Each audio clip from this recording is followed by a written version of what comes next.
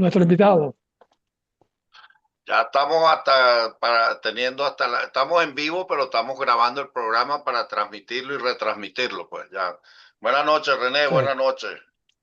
Buenas noches. Buenas noches, estimados amigos y amigas que todos los miércoles a esta hora por Washington TV, la televisión del futuro ahora, eh, estamos haciendo este programa Debate y Consenso, nuestro primer programa del 2026, Leonardo. ¿Y cómo podíamos, no podía ser de otra manera, tener un invitado de la categoría que tenemos hoy, un personaje venezolano, un ilustre venezolano, a la cual le profesamos mucho respeto, mucha admiración por ese liderazgo que auténtico, donde el pensamiento, la acción, la conducta familiar, el comportamiento social, todo se uniforma de una manera ejemplar y más allá de lo que respecta a su actuación política en la historia reciente de Venezuela, también tiene ese coraje, esa valentía para defender los intereses nacionales, sobre todo la moral, la ética, la democracia, la libertad. Nos referimos hoy como invitado al doctor Eduardo Fernández, Muchas presidente, gracias. presidente del Centro de Políticas Públicas y FEDEC, y con quien vamos a tener una tertulia muy interesante en estos momentos cuando el país tiene una situación ávida para oír de él, que es una persona muy objetiva, crítica, sus opiniones. Buenas noches, doctor Eduardo Fernández. Buenas noches, René. Muchas gracias por todas las cosas tan amables y tan generosas que has dicho. Aquí estoy a tus órdenes. Bueno, doctor Fernández, vamos a arrancar con algo que en estos días, la semana pasada, un venezolano también ilustre, eh, Ricardo Hassman, decía allá Bien, en Davos que para que la democracia, para que la economía venezolana sea sostenible, bien. tiene que haber democracia y libertades. Me gustaría oír tu opinión con relación a esa interesante reflexión del doctor Hassman. Estoy absolutamente de acuerdo con el doctor House. Yo creo firmemente que Venezuela tiene un mar de oportunidades hacia el futuro, que tiene muchas oportunidades para desarrollar un país más parecido a Suiza que a Nicaragua.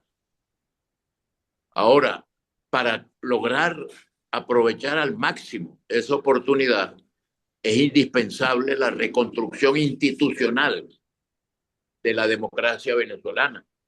Debemos tener un gobierno muy respetado tanto dentro como fuera del país, respetado en la comunidad internacional, un gobierno que le inspire confianza a los organismos financieros internacionales, al Banco Mundial, al Fondo Monetario Internacional, a la Corporación Andina de Fomento, es decir, a todos los organismos que pueden contribuir con el desarrollo de Venezuela.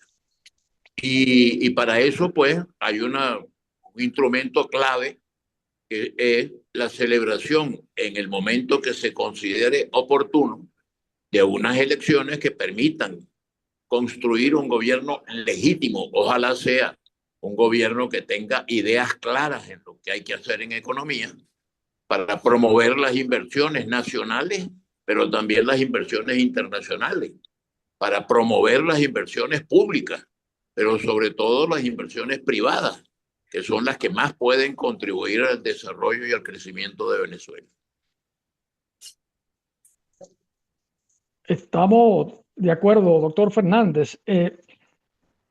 ¿Qué le hace falta a esta clase política que en estos momentos está en el tapete, está en el protagonismo para que tome conciencia de eso que usted acaba de reafirmar y que logremos de alguna manera dejar atrás un Estado estatista, un Estado rentista que no nos ha producido el cambio estructural de país que nos conduzca hacia donde deberíamos estar, porque somos la naturaleza y Dios nos ha dado toda la fortaleza de los recursos humanos, pero nos ha faltado esa conciencia de gobierno de lo que han estado al frente para entender la importancia que representa la economía libre de mercado, las libertades y todas las oportunidades que hay que crear para que se dé y se facilite esas condiciones. Mira, yo tuve la oportunidad de ser candidato a la presidencia de la República en 1988 y presenté un programa que lo llamé La Democracia Nueva. Dije, queremos, si es que el país me daba su confianza para gobernarlo, ir de la democracia que tenemos a la democracia que queremos. Y esa democracia que queremos era una democracia para superar el modelo rentista, modelo que prevaleció en Venezuela desde el momento en que apareció el petróleo. Con mayor o menor intensidad, es un modelo que nos ha acompañado desde los tiempos de Juan Vicente Gómez, pasando por López Contreras y Medina, pasando por el gobierno provisorio de Acción Democrática con los militares del 45 y el 48, y después el gobierno de Pérez Jiménez. Todos estos años han sido años caracterizados por tres cosas que en su momento tuvieron sentido, pero que ya no tienen más sentido, que es el estatismo, el centralismo y el partidismo. Entonces, esos tres factores se convirtieron en problemas muy serios. Exageración, estatismo, las empresas deben estar todas en manos del Estado. Esos dogmas que hubo en la mal llamada Cuarta República, pero que también se exacerbaron en esto que han llamado la Quinta República, con el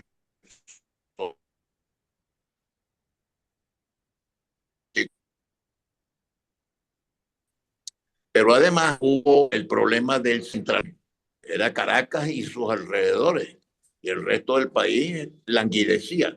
Y luego la hipertrofia del poder de los partidos políticos que terminaron teniendo una influencia patológica, exagerada en la vida nacional.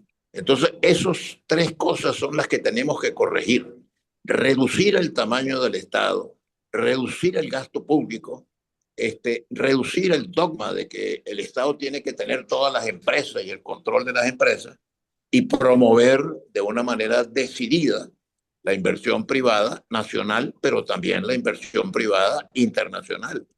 Y te repito, está ocurriendo, y yo creo que al país se le van a abrir oportunidades muy grandes en el tema petrolero en primer lugar, porque esa es la gran ventaja comparativa y competitiva que tenemos los venezolanos, que tenemos reservas de petróleo las más grandes del mundo, incluso mayores que las de Arabia Saudita, como lo ha recordado con frecuencia el presidente de Estados Unidos de Norteamérica, Donald Trump. Ese factor petrolero va a estimular el desarrollo impresionante de Venezuela en muchas áreas, en la agricultura, en la cría, en el comercio, en la industria. Y vamos a vivir un país más parecido a Suiza que a Nicaragua. Y eso lo vamos a lograr. Y los jóvenes van a tener unas grandes oportunidades en Venezuela. Buenas noches, doctor. Buenas noches. Un placer, Leonardo Prieto. Bueno, yo siempre le digo a René que si yo hubiese sido político cuando la Cuarta República, habría sido copellano. Ah, qué bueno. Habría sido copellano porque es lo que más se parecía a mis valores y mis principios, ¿no? Qué bueno.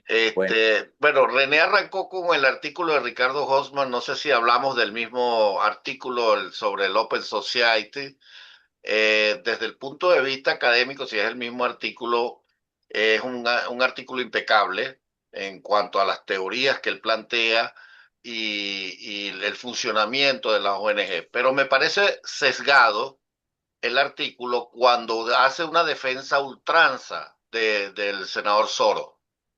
¿Por qué? Porque Soro ya hay pruebas acá en Estados Unidos que a través de su sociedad, de, pues del dinero que ha donado dinero a Open Society, que es una organización que lo ha aprovechado, pero así no otras organizaciones que le ha donado dinero y han usado ese dinero para incluso la destrucción de la democracia americana y la democracia en el continente.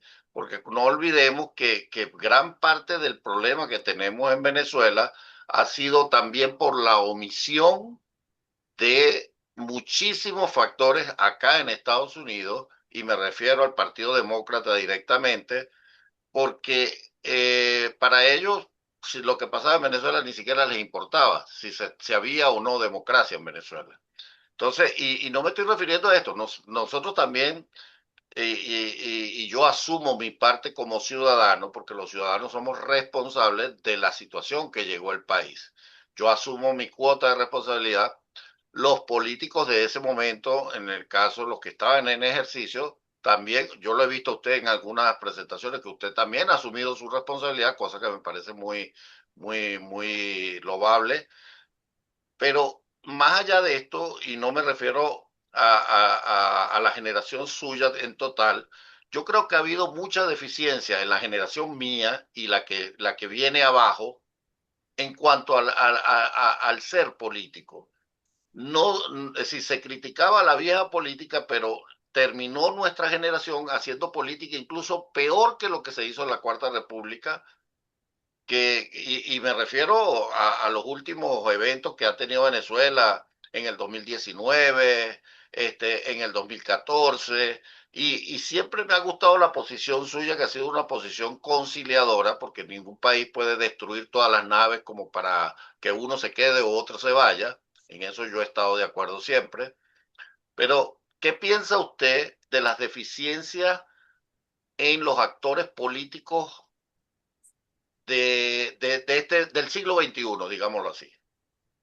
Bueno, mira, lo siguiente, tú planteas muchos temas muy interesantes y es difícil referirse a todos ellos, pero voy a intentarlo. Hay una carta de Simón Bolívar a Cristóbal Mendoza. Cristóbal Mendoza fue el primer presidente de Venezuela. Era un hombre civil de una gran rectitud, de una gran honestidad. Y Bolívar le decía a Cristóbal Mendoza, si hombres como usted se alejan de la actividad pública, de la actividad política, la política va a quedar en manos de los mediocres y de los pillos. Muchos años después, los años 50 del siglo pasado, Mario Briceño Iragorri, un gran venezolano, escritor trujillano, habló de la traición de los mejores y decía, si los mejores no se involucran en la lucha política, bueno, el país va a quedar en manos de gente mediocre y de gente que no tiene criterios de ética y de honestidad.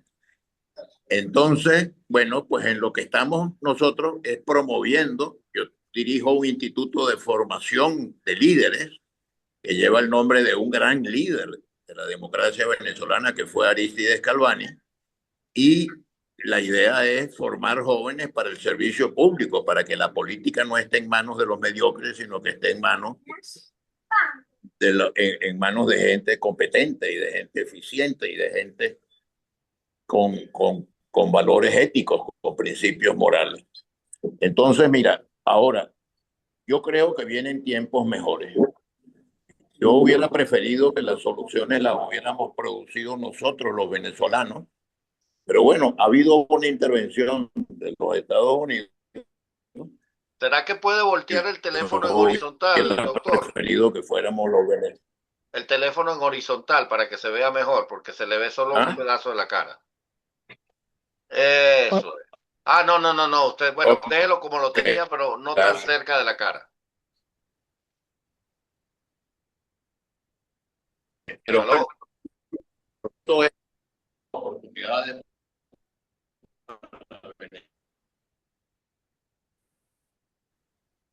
más jóvenes y que los jóvenes las nuevas generaciones van a vivir en un país, una Venezuela que se parece más a Suiza que a Nicaragua. Muy bien. Que se parece más a Suiza que a Nicaragua. Y eso espero que sea comprendido por la audiencia. O sea, ¿cuáles son los temas fundamentales? Primero, tener más y mejor democracia. Un país que no puede tener presos políticos, que no puede tener ningún tipo de torturas, de violaciones de los derechos humanos. No, vaya a buscar tío Luis, vaya a buscar tío Luis. Que no puede contemplar que se viole el Estado de Derecho, que se ignore la Constitución, que se viva al margen de esos valores. Entonces tenemos que tener una mejor democracia. Pero además, un desarrollo económico plural, no puede ser petróleo solamente. Tenemos que aprovechar otras potencialidades que tiene Venezuela que son muy grandes en el sector agrícola, en el sector pecuario, en el sector industrial, en el sector del acero, del hierro, de la petroquímica. Hay una cantidad de cosas que se le presentan a las nuevas generaciones de venezolanos, por lo cual yo reitero eso. Vamos a trabajar porque la Venezuela del futuro se parezca más a Suiza que a Nicaragua. Y eso que yo deseo que Nicaragua salga de esta situación tan crítica que ha tenido y se convierta también en un país de oportunidades para los nicaragüenses. Doctor Fernández, en el segundo gobierno de Carlos Andrés Pérez hubo yo diría, una intención sana de todo lo que estamos hablando, de, por un lado, de rodearse Carlos Andrés Pérez de gente muy preparada, muy capacitada, gente, Efectivamente. gente que hoy son gente muy demandada en altas empresas, en universidades prestigiosas en el mundo. Y sin embargo, eh, no hubo acompañamiento, no hubo apoyo ni siquiera de su partido para que se facilitara ese proceso, que si en ese momento se hubiera iniciado ese proceso de abrir la economía, de poner ese mercado a funcionar, a lo mejor hoy no estaríamos tan complicados como estamos.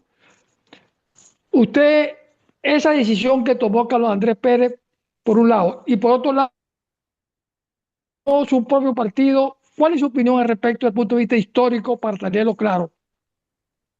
Yo creo que Carlos Andrés Pérez tiene el mérito, que hay que reconocérselo.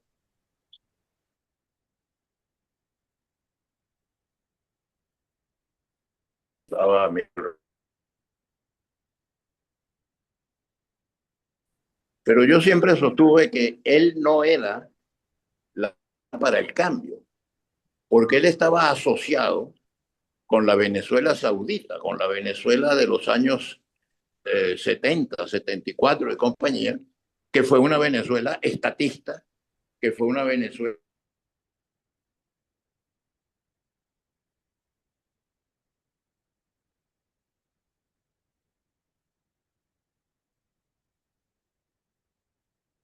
una cosa completamente distinta de lo que había.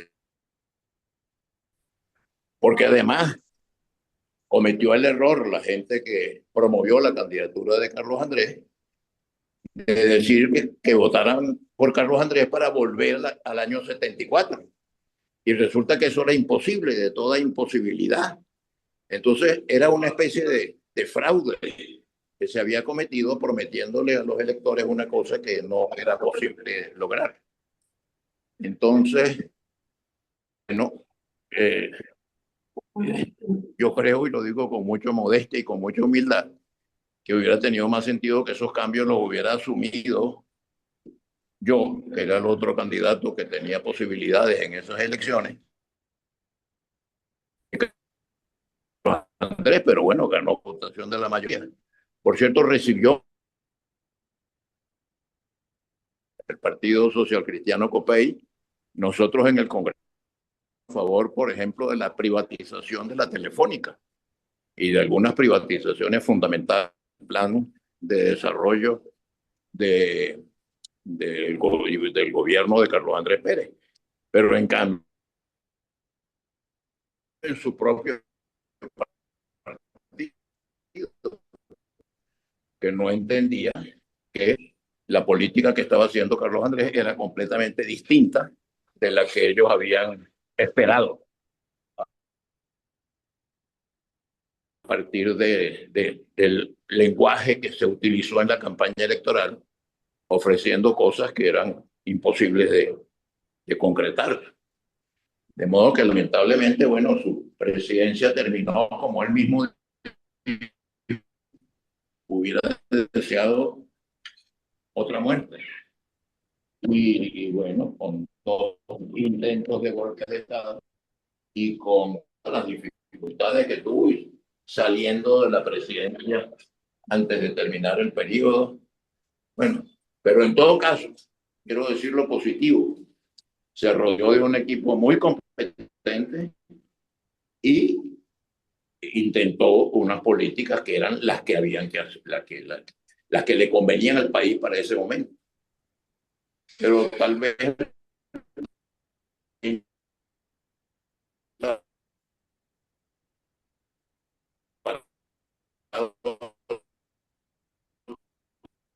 todavía, y entonces liberalizar la economía, sino que volvía a los vicios del pasado. Pero bueno, y después vino el chavismo y toda esta experiencia chavista y madurista que ha sido un desastre. El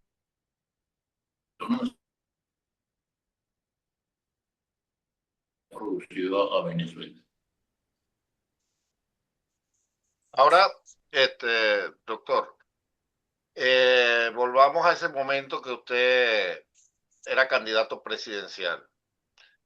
¿Cuáles eran sus primeras políticas fiscales, políticas públicas y políticas económicas que usted creía que iba a ser su gobierno?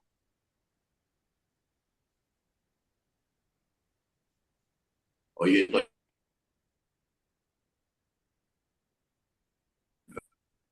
Tenemos problemas con el internet, ¿vale? Tenemos... reformular.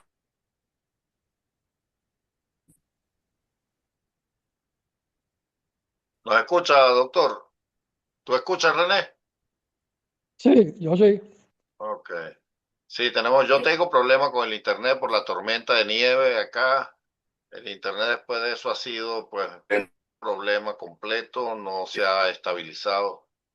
Y me imagino que él también tendrá algún problema allá en Venezuela. ¿Qué piensas tú, René, que habría hecho él diferente mientras él se conecta? Bueno, yo creo que Eduardo tenía muy claro desde un principio hacia dónde debía ir esa Venezuela por la cual siempre ha luchado. Él ha creído en la economía de mercado, ha creído en el sostenimiento de las libertades como garantía de todo sistema que se precie y que se aspira y se fomente desde el punto de vista de los valores y principios democráticos y humanistas. Es un hombre que tiene muy culto, tiene muy clara hacia dónde debió haber ido Venezuela. Desafortunadamente, el país se ha perdido, para mí, con todo respeto de los que piensen lo contrario, se ha perdido de la oportunidad de un gran presidente, porque lo que ha sostenido desde cuando se lanzó en su primera oportunidad y que él en ese momento advirtió, predijo lo que venía después, cuando en su campaña decía, el pueblo está bravo. Me recuerdo esa frase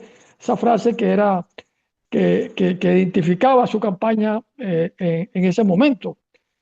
Y bueno, él sentía que venía por dentro caminando todo un silencio sepulcral que iba a explotar en cualquier momento, como explotó.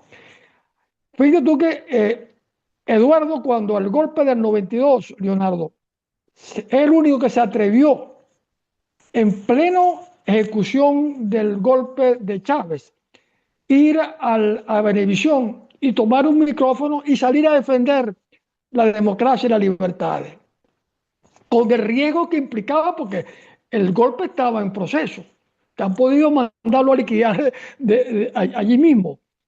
Y tuvo esa valentía, ese coraje de hacerlo. Y bueno, y después ocurrió un hecho que también vale para recordar la memoria histórica del país.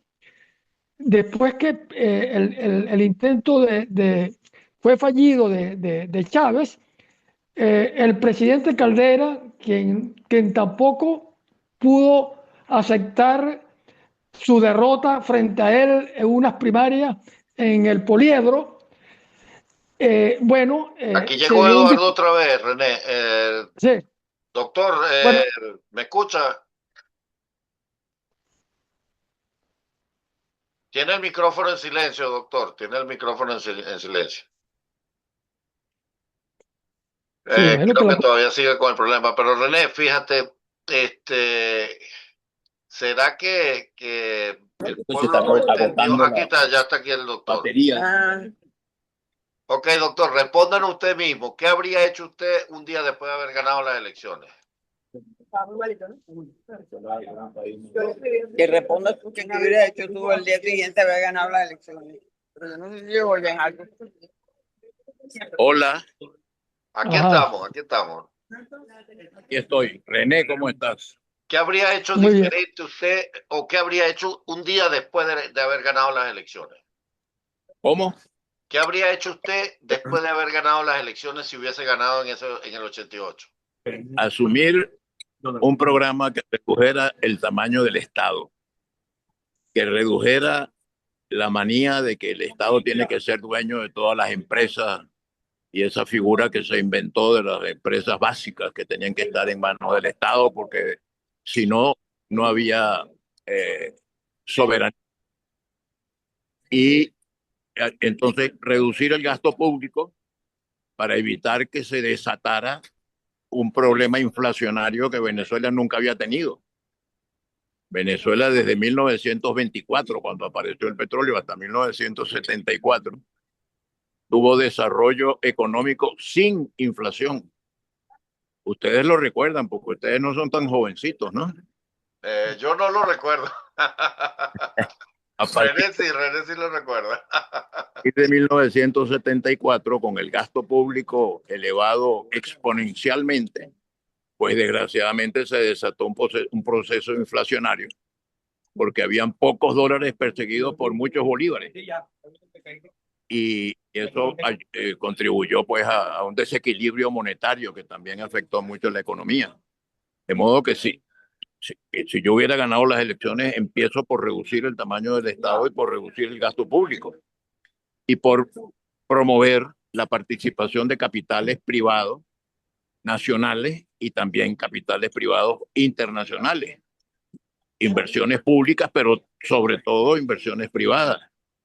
Y yo hubiera puesto un gran énfasis en la educación, porque para resolver el problema social que representa la pobreza en Venezuela, hace falta un esfuerzo educativo de primera categoría para que Venezuela tenga una economía de primer mundo y una educación de primer mundo, porque el destino del universo se va a jugar en el terreno de la ciencia, de la educación, de la tecnología, de la informática, y ahí Venezuela tiene que ganar esa batalla, la batalla cultural que llama este comunicador muy moderno y muy importante llamado Pedro Pablo Fernández. ¿Qué habría hecho con PDVSA? ¿Aló? ¿Qué habría hecho con PDVSA? Bueno, yo creo que abrirla a la participación de capitales privados. Yo, al abrirla a la participación de capital privado nacional e internacional. Nacional e internacional.